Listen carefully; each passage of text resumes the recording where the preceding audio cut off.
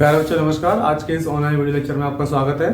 आज हम class 12th mathematics के चैप्टर नंबर 5 डिफरेंशिएबिलिटी की एक्सरसाइज 5.2 का क्वेश्चन नंबर 2 सॉल्व करेंगे। क्वेश्चन नंबर 1 हम लास्ट लेक्चर में सॉल्व कर चुके हैं, आपने वो क्वेश्चन देखा भी। आज हम क्वेश्चन नंबर 2 सॉल्व करते हैं। क्वेश्चन नंबर 2 को सॉल्व करने से पहले हमको देखना है कि हमारा फंक्शन किस टाइप का है। हमारा फंक्शन यहाँ टोटली एक ट्रिग्नोमेट्री फंक्शन में कन्वर्ट हो चुका है। यहाँ पे कोई वेरिएबल नहीं है, कुछ भी नहीं है। वेरिएबल की फॉर्म में हमारे पास एक्स है जो कि एंगल का काम कर रही है, तो ये भी हमारे लिए सुटेबल नहीं है। अब हमके इस क्वेश्चन को सॉल्व करने से पहले हमको इस क्वेश्चन का एक नाम देना होगा। y equals to cos bracket में साइन एक्स।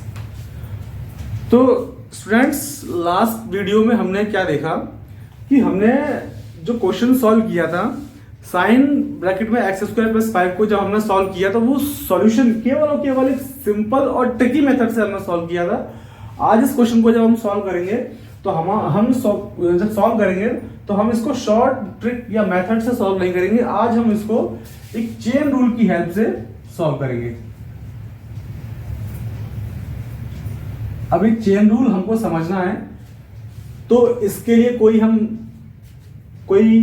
डेरिवेशन सॉल्व नहीं करेंगे, कोई इसको डिफाइन नहीं करेंगे, कुछ ना करेंगे, बस हम सिर्फ इसको सॉल्व करेंगे और उसके चेन रूल को इसी के अंदर फॉलो करते हुए आपको डिस्कस कराएंगे, सॉल्व कराएंगे कि इसको हम कैसे अप्लाई करते हैं।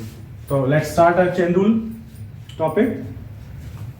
इसको यहां से हटा देते हैं। सबसे पहले हमको क्या मालूम है कि हमारे पास डिफरेंशिएशन जब हम करते हैं तो हमारे पास सॉल्व करने के लिए cos x होता है। cos x का डिफरेंशिएशन हम तुरंत लिख देते हैं माइनस का sin x। लेकिन यहां पे जब हम cos x को सॉल्व करेंगे तो माइनस का sin x तुरंत नहीं लिख सकते। क्यों? क्योंकि यहां फॉर्मूले में देखें तो cos का डिफरेंशिएशन sin x और x केवल और केवल इसके साथ है, वो भी एंगल में है। लेकिन यहां पे x नहीं है, यहां पे एंगल की फॉर्म में हमारे पास एक और ट्रिग्नोमेट्री फंक्शन डाला हुआ है। तो इसको हम सॉल्व करेंगे चेन रूल की हेल्प से। इसको हम बेसिक सॉल्व भी कर सकते हैं, ट्रिकी मेथड लगा के इसको हम सॉल्व कर सकते हैं, लेकिन हम केवल और केवल चेन रूल से सॉल्व करके आपको दिखाएंगे कि किस तरीके से चेन रूल लगाते हैं। सबसे पहले हमको क्या करना है कि एंगल की फॉर्म में कौन है? साइन। तो साइन को कुछ हम मान लेते हैं। लेट साइन एक्स को, या एक काम करिए, हम इसको हम t मान लेते हैं। t equals to sine x. हमने साइन एक्स को क्या मान लिया? t। अब जब हमने साइन एक्स को t मान लिया है तो हमारा फंक्शन किस टाइप सा हो गया होगा, अब वो यहां लिख लेते हैं। जब हमने यहां पे इसको t माना, जब हमने इसको t माना तो हमारा फंक्शन किस तरीके का हो गया होगा? y इक्वल्स टू, या cos जैसा है वैसा ही होगा। साइन एक्स को हमने t माना तो हम इसकी जगह पर, इसकी प्लेस पे हम क्या लिखेंगे? t। क्वेश्चन हमारा ये हो गया। अब हमारा क्वेश्चन यहां पे कन्वर्ट हो चुका t में, लेकिन डिफरेंशिएशन तो हमको x के रेस्पेक्ट में करना है ना। अब ये क्वेश्चन हमारा t में कन्वर्ट हो गया। अब क्या करें? हमको सॉल्व करना है dy ओवर dx, लेकिन हमारा कन्वर्जन क्या हो गया? t के रेस्पेक्ट में। बड़ी दिक्कत हो गई। लेकिन हम चेन रूल की हेल्प से इसको वापस से हम x के रेस्पेक्ट में ही कन्वर्ट करके हम सॉल्व कर देते हैं। सबसे पहले हमने क्या कहा कि sin x को हमने t माना, और t मानने के बाद वापस से यहां इसको हमने सब्स्टिट्यूट किया। सब्स्टिट्यूट करने के बाद हमको क्या दिखा कि y equals to cos t दिख गया। अब हमको दोनों को देखते हुए एक को हम बोल देते हैं इक्वेशन नंबर 1, दूसरी को बोल देते हैं इक्वेशन नंबर 2। अब जरूरी नहीं है कि हम लास्ट वाले को इक्वेशन नंबर 1 बोले या फर्स्ट वाले को हम इक्वेशन नंबर 2 बोले। आप इसको फर्स्ट बोल सकते हो, आप इसको सेकंड बोल सकते हो, एज ए चॉइस। अब हमको dy ओवर dx यानी कि differentiation with respect to x ही करना है। तो यहां लिख लेते हैं पहले differentiation with respect to x। y का डिफरेंस कितना होता है? y का डिफरेंशिएशन होता है dy over dx equals to, अब हमको डिफरेंशिएशन डायरेक्टली इन दोनों y equals to cos sin x का नहीं करना है। हमको चेन रूल की हेल्प से हमने जो इसको मान लिया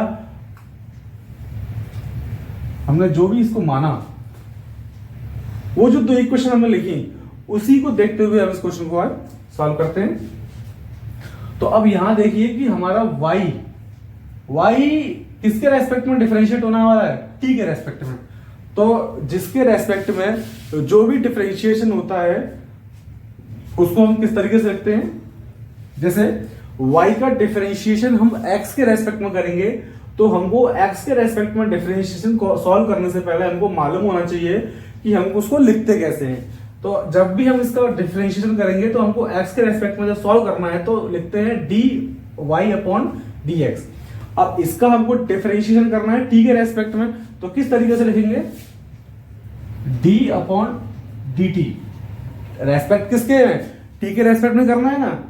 अब हमारे पास किसका करना है, y का करना है, y को ऐसा लिख दीजिए इनटू, डॉट का मतलब यहाँ इनटू से है, आप चाहो तो डॉट हटा के क्रॉस लगा सकते हो। अब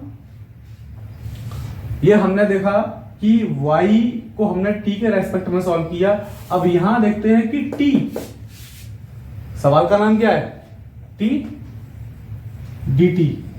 इसको हटा के पहले लिखते हैं d/, ये हमारा फंक्शन यानी कि sin x ट्रिग्नोमेट्रिक फंक्शन हमने किसके रेस्पेक्ट में देखा था, हमको केवल और केवल x के रेस्पेक्ट में, तो d/dx। सवाल का नाम क्या, क्वेश्चन का नाम क्या है, t, यहां t आ जाएगा, ठीक। dy/dx इक्वल्स टू dy/dt, यानी कि d/dt, y के प्लेस पे क्या रखा जाएगा, cos t रख देते हैं, इनटू d/dx। यहां t के रेस्पेक्ट में t के चेंज हटा के t को चेंज करके हम क्या लिखे, sin x लिखना है, ठीक। अब dy/dx ऐसा ही रहेगा, t के रेस्पेक्ट में जब हम cos को सॉल्व करेंगे तो cos x का डिफरेंशिएशन माइनस का sin x होता है, लेकिन यहां पे cos x नहीं है, cos t है। तो cos t यानी कि डिफरेंशिएशन x के रेस्पेक्ट में नहीं, t के रेस्पेक्ट में है, तो इसको t के रेस्पेक्ट में ही डिफरेंशिएट करेंगे। तो cos का होता है माइनस का साइन, x के प्लेस पे x नहीं आएगा, t है, तो हम t का t ही रखेंगे, इनटू sin x का डिफरेंशिएशन कितना होता है, sin x का डिफरेंशिएशन होता है cos x। Now start, last step, minus का minus as it is, sine का साइन रहेगा।